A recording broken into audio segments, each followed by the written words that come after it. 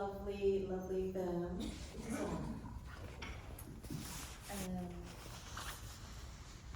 to start this conversation, I'd like to talk about the actor who plays Milo.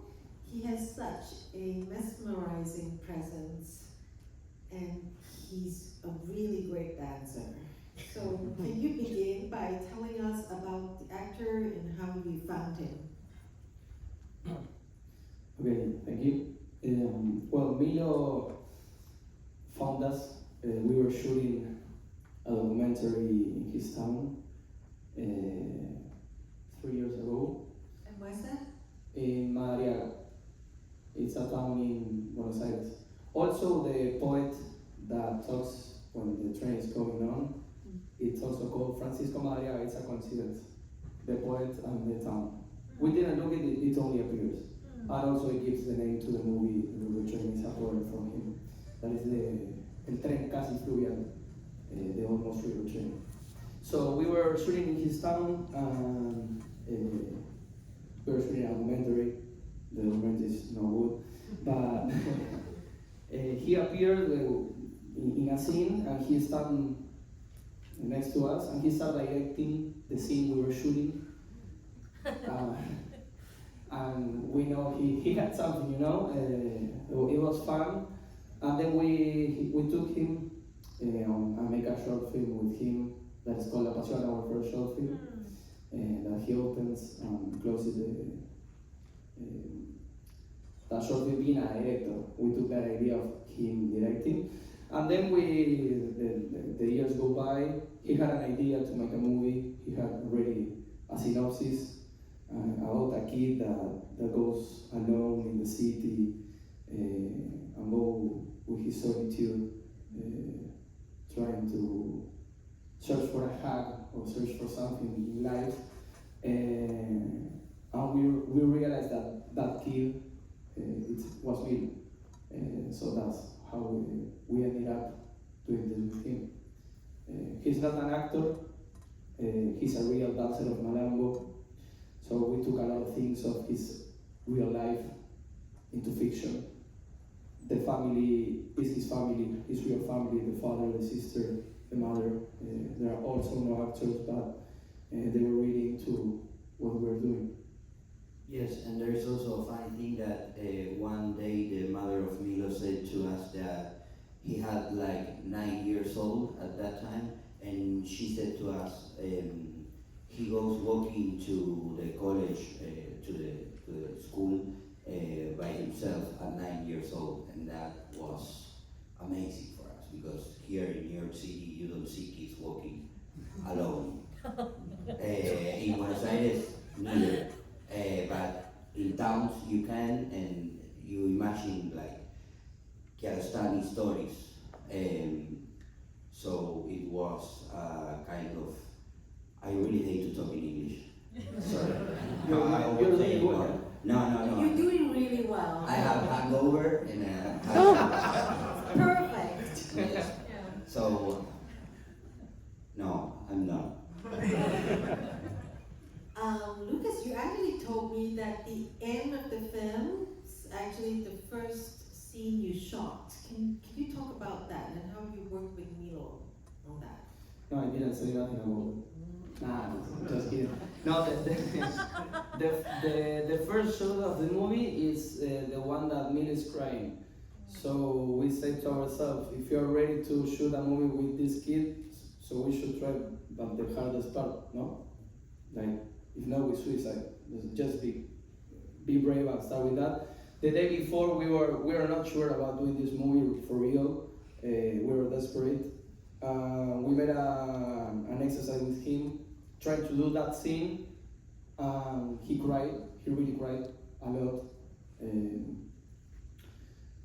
So we asked him if he was okay to start shooting this movie with that scene. That was really hard for him. So the fun fact was that it was a take of 40 minutes maybe. The initial direction was, okay, start counting trees that are passing by the window. And then we start talking about life and what he means, what makes him cry, or what he makes him sad. When we say cut, like after 40 minutes, he says 152 trees. He always was counting. So but after that, the movie was like a pleasure to shoot with him. He was ready, we were ready, and that's how the movie starts. I mean, we are drawn into Milo's world like immediately from the beginning of the film. That like speech exercise, I'm not sure what to call that. What it is. It's very intriguing and intense. Can you tell us about that? Yes, they don't think, speak. Yeah. No, we were in another town. It was this competition for Malaco competition, which Milo had to dance. I don't know. And the night before, I started to think, this movie that Leonardo Fabio did, a character. Leonardo Fabio is a director that we really admire, one of the greatest directors from Argentina. And he has this film, Soñar Soñar, which appears in our film when it says, I'm going to Buenos Aires to work as an artist. That's Soñar Soñar from Leonardo Fabio. Also in Soñar Soñar, there's a scene that two characters in bed and one is saying, don't think, speak. And orange, like our scene. And I thought this could be a good exercise to shut up your thoughts before to do something big like a dance. And I tell the idea to Lucas and he said, okay, let's start shooting that tomorrow. I mean, before the dance. And we did that. So I wrote it on my notes on iPhone. I started to say words, Lucas. Don't think, speak. And he said words and I recorded him and that the other day we shoot that scene. So it was really like an improvisation. And also was like a game for Milo because he's a 9-year-old kid. He didn't want to shoot all day, so we take that because he had really fun doing that scene. So all the shooting we make before shooting that scene, like a game. So he enters in the mood, and it took all the movie to. It was a really good exercise that became a scene also. And also that scene of Malaco, the first one, is a real championship that Milo went with his teammates to compete and he won. It was a one shot. It was very magic for us being there, and it was like a documentary, that first part. So you only had just one shot for that, or just one opportunity? One opportunity to make it. Yes. Is our English good or? You're really good. My teacher will be proud. I'm proud of you already. No, my father also don't be a teacher. Gracias, viejo. Thank you for being a teacher. How did you think about the journey from the provinces to the capital? The contrast is so significant. It's like two completely unrelated worlds. This is the beginning of the end of our good English. Questions are getting deeper. And that's when the language starts to die. But thank God we have images to save the language. I don't know what to say. There is one phrase in a book that it says, it's not the same what you look when you are going that when you are coming back, because in the middle you have all these experiences that you earned, or you have fall in love with someone, and I don't know if I'm answering your question, but the difference between towns and big cities, I think it is in time, and people from towns, I think that they know how to look, they know how to stop time. When you go to buy bread to a shop in a town, You can be 20 minutes in the line and nobody's like, everybody's sitting there like waiting. They know how to wait. They know how to, they have a pitch tapon in his soul. And in the cities, Chapon is a really contemplative director, so they are all contemplative. They know how to wait, and when you know how to wait, the cinema is another thing. And when you don't know how to wait, well, you are Casavides, you are Safdie Brothers, which is a really good cinema also. But you have to find your combination, and we want to have the patience of our character, and we want to look as our character. But we don't have the intelligence to do that because we are really focused about ourselves, you know. And there's also a town thing. There's a speech by David Foster Wallace, this well-known writer from here. Two fishes are in the water, swimming in the water, and they see an older fish, a big fish, which has a lot of experience that they don't, and they say to this big fish, "How's everything going?" No, oh, I forgot. That's the hangover. That's the hangover. Para, I had to take it. ¿Me la querés en español? No, dos. And the old fish say to the youngest fish, "Hey, what's up, guys? How's the water?" And they look, young fishes look and say, "What is water?" So we are really focused about ourselves, and we are in the middle of the water, and we don't know what water is. So we are trying to figure out with our looking and taking the time to figure out what is water in this life. So town and water are the same for us. In the big cities are like the young fishes, you know, you're always in trouble. You always have troubles to solve things. In town, you can observe the water and the trees. I don't know if I answered your question. I think I did. I think you did. I think I took my time as a town, as Milo. Yes, a beachable thing. I pitched upon answer. I am really impressed by this film because I think it is a total manifestation of freedom. It is a story about like this little boy having the first taste of freedom without a grown-up around him. But aside from the story itself, I think the shape, the form, and the style of the film are similarly free and playful.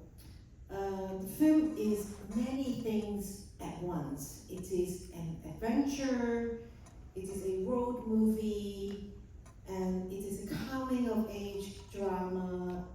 It is fiction and non-fiction. You talked about the documentary part, and it sits like somewhere between reality and dream. It's like many things in one, freely flowing from like one world to another. So both the narrative and the filmmaking feel profoundly like liberating. Did you try consciously to free yourselves of like conventions and expectations? Or was it just like part of a very spontaneous process? I think we didn't know what we were doing, and that's what you are saying, that it has this and this and this and this, is because we didn't know what we are doing. And when you don't know, you are free. And the hard thing is to keep that to our next movies. Don't know. So if we learn something, we need to try to forget about what we learned. No, we try to make like an habit of shooting. We work together a lot, but we made like short projects, you know. like 3 days, 4 days of shooting. So we went to prepare us to that freedom of maybe shoot like 2 weeks, 3 weeks being with the team, like make our own roller coaster playground. We without intention, we don't have a long script. It was too short. It was 20 pages, and we write like after shooting a day, we write it in the night what we want to do the next day. We're talking about this film. Yes, Mm-hmm. I wouldn't shoot an hour. So the thing was, have freedom as Milo has freedom.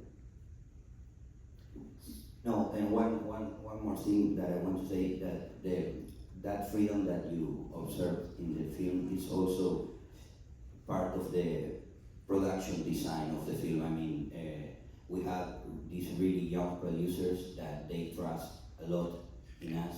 We didn't have a big name in the production, a big budget, so we just wanted to do a film. We just wanted to explore things, no more than that. So nobody was expecting to be in New York presenting this. So that's also give you freedom, because there is no one to. And now he put, I put 1 million in this film. I need it.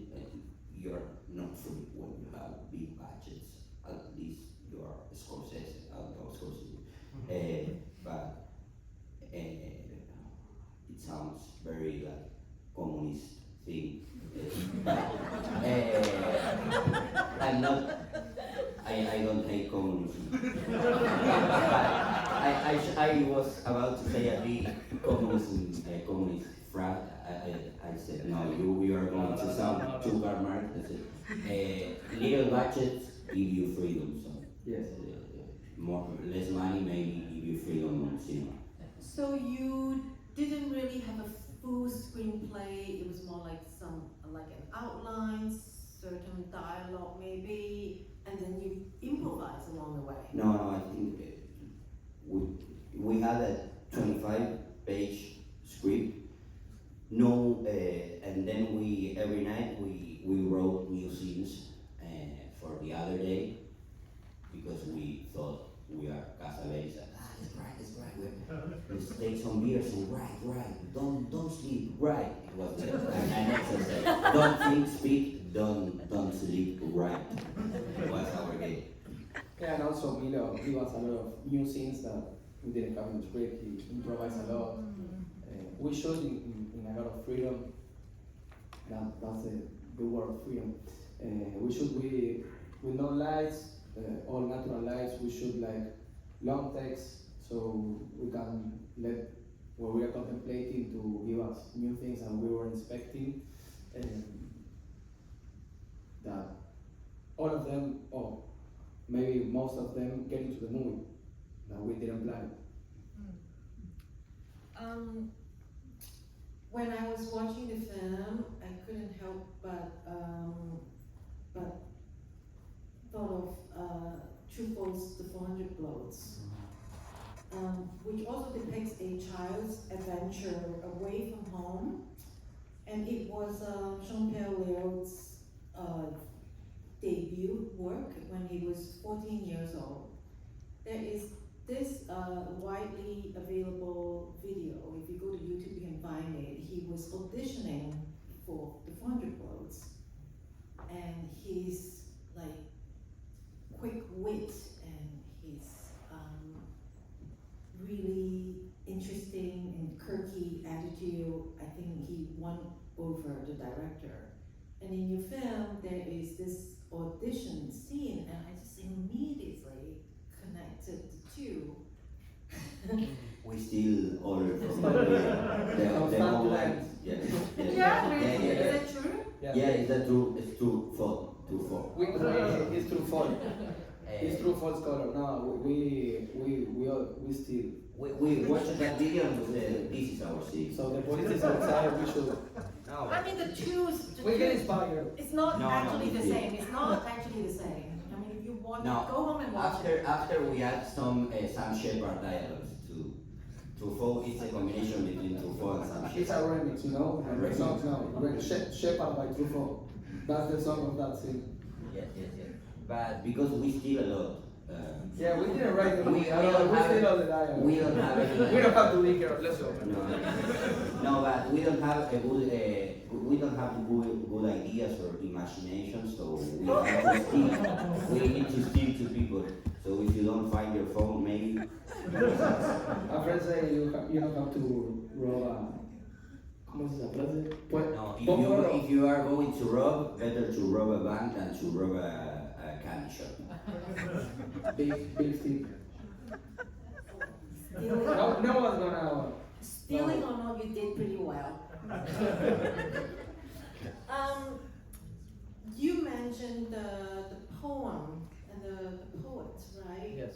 And I found it really interesting, and then it's kind of like I imagine that's the voiceover from the train conductor, but I'm not really sure. Can you talk about the use of poetry there?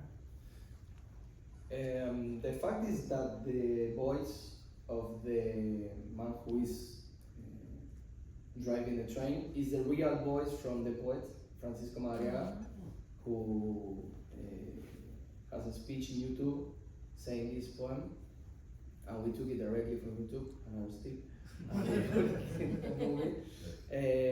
But those two poems were like very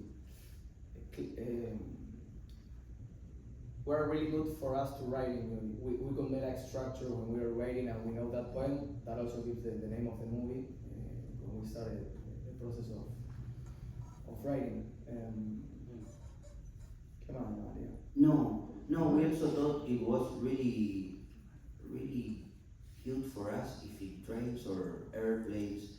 Imagine you take an airplane to, I don't know, Spain right now, and instead of saying, como pura, they start to read a Ezra Pound poem. That would be nice. It was like a I will, like, that's a good thing to do, I think. We are in a bad, as human beings, I think that we are in bad shape because that doesn't happen. Lufthansa should read Sharon, Marie Oliver, American Airlines por Ezra Pound.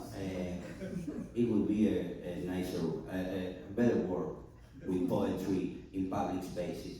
You are about to go to see a doctor and someone reads you. Then I poet. The life. No, it's my if I'm president, that will be my first. Yeah, read poems to movies. Read poems in public spaces and put it loud, please.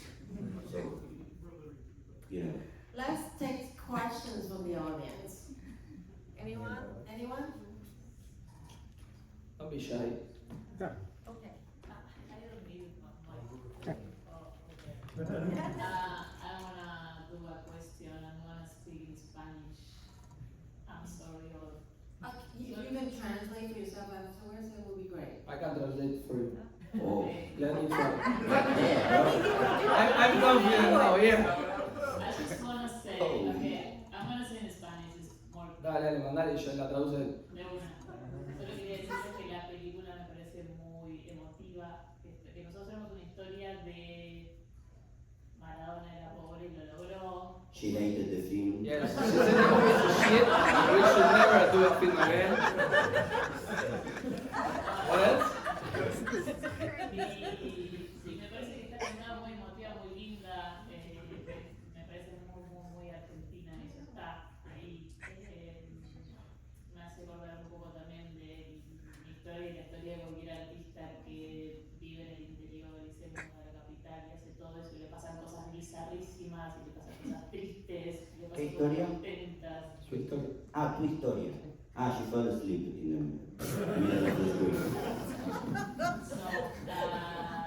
Y tuve también la suerte de ver La Pasión en un Bafisi también. Genial. Mucho. Increíble. Aguante, eso no. Qué resistencia. She said, ¿Traducido? Say mitad, hacemos mitad, mitad. She said that, no, I'm starting to forget things. No, No, she felt like she felt common places in his story of her life about artists that go from the interior to the city. It's okay. Also, like she named Maradona, one of our best football players and saints from Argentina. Did she really say Maradona? She's a yeah, she's from Argentina. And I think, yes, Maradona, the characters, our character, I think he has something related to Maradona in the way he solved problems, no? Like the hand of God. Or things that she said also that in Argentina, I'm talking serious. strange things go on, like the things that happened to me, like finding these guys in the hotel, this bald guy and the other strange man. But there was no question. No, she was a precision, but I like what you say about the artist. It's about the story is about also artists that are frustrated. We are frustrated artists. I'm not. Now we love frustration. We take a lot of energy from there. Thank you very Thank you much for the comment. And thanks for watching The Passion. Did you recognize? She said that she watched our first short film, which is a tragedy, an absolute tragedy. And she was, You have a lot of patience with us. in my family there is a lot of tragedy these days. Next question. Oh, here.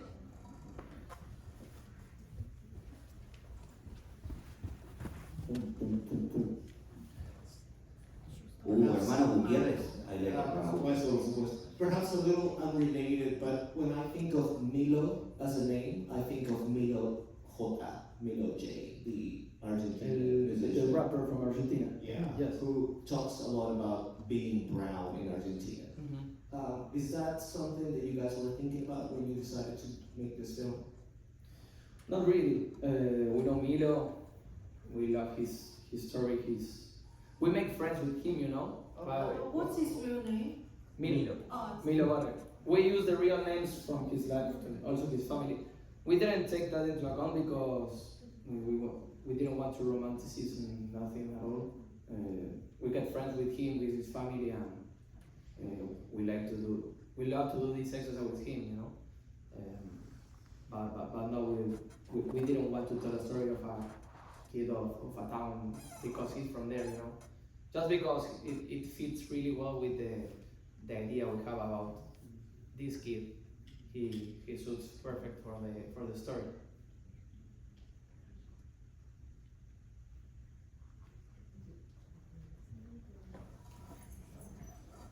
So technically, it was shot in film and edited digitally? Backwards. We shoot it in digital. We made a transfer to 35 millimeters. Because we don't have that money to shoot in 35, you know, it was a small budget. And also we wanted to have a lot of options in editing, you know. And then with the final montage, we transferred to 35 millimeters. That's the trick. There's a question over there.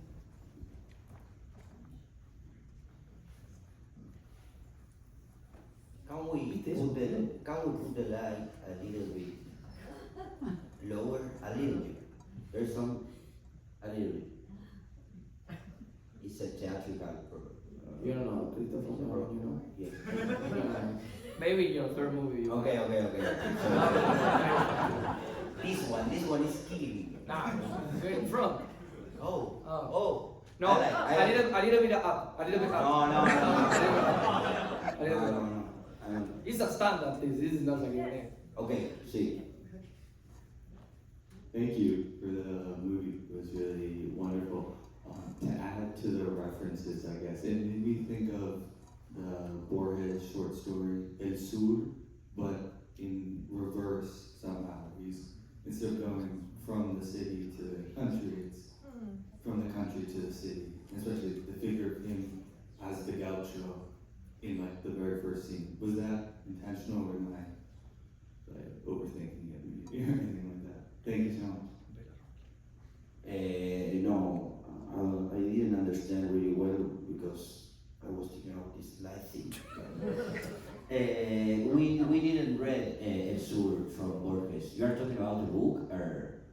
the short story or the in ficciones. Cuentos. No. We read a lot of. No, we didn't read that Borges. So I don't know. What else? We should read it. Okay, but the story is a guy who goes from the city to the Yeah, field. the reverse. The reverse. The reverse. No, it was a coincidence for that. We like Borges. I didn't know about that story. One more question? Oh, maybe Two more questions. Two more. 3 or 4. No, we can talk in the bar. Yes.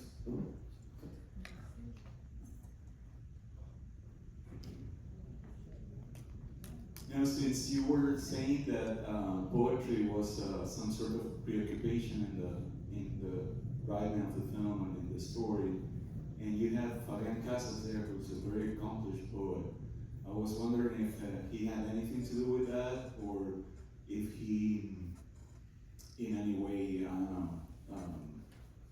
I mean, if you thought of using his poetry or using him as a poet there. It's a guy, by whoever doesn't know it, it's a guy who's wearing that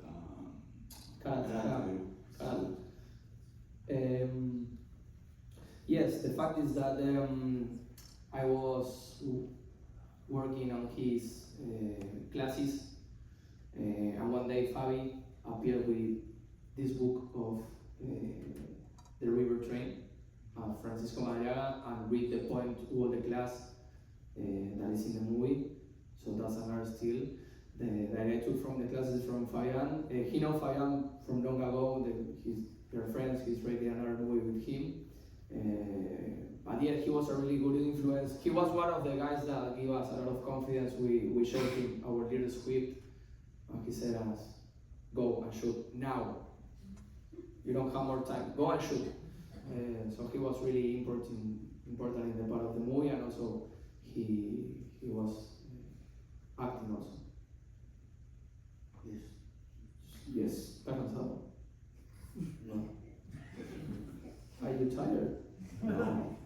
I'm tired of talking about your movie. Ponele ímpetu, boludo. Ya no volvemos más a Nueva York, pero no coming back again, maybe. What's the question? It was a lovely film. Why was it important to you both to tell this story to the world? Man. Why it was important for us? I think that you know that when you are doing the thing, after you do it, you realize, I did this because of that. And for me, that was that I abandoned my home at a really early age, like 17, and I always want to go back home and give my mother a hug. I want to live again with my mother sometimes. I feel like a crybaby, but this was in my soul, this sensation of leaving home really soon, and once you leave, you can't come back. I mean, you won't touch your mother's door and say, "Mom, can I live with you again?" That would be stupid. But there is this feeling in my heart that I left home really soon, and it's, I think that I lost, and I did this film maybe to know that, and also the acting world, maybe the word from artists that everybody is saying you that what you have to do. The real thing is in your mother. I mean, sounds kind of ediporre what I'm saying, but I think it's more than that. And also walking, feeling alone is something that I feel a lot, and I want to create characters, to fun characters like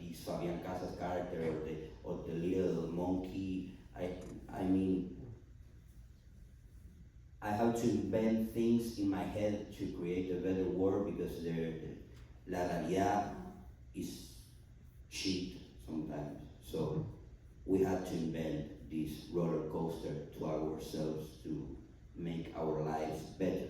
So we did this film to make our lives better, I think. Yes, and in my case, maybe I didn't have an initial reason to do a film, to do a movie, but then I understand that yes, I needed to do a movie because my background is from music videos, from short formats, and I was like getting worried about that. Lorenzo got this idea, had his sufferment, I also have my sufferment, so we could canalize that sufferment in between bring it out in a movie. Just put it out that feelings and do an exercise of believing each other. We work a lot together.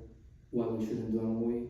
Why we don't put all of our energy and our knowledge in mixing up, doing these remixes, bring ideas, suffer together, and put all our emotions into the script and the images. I think images are choking us every time. We make the job of selecting them and put it together in a montage and export it and be here with you.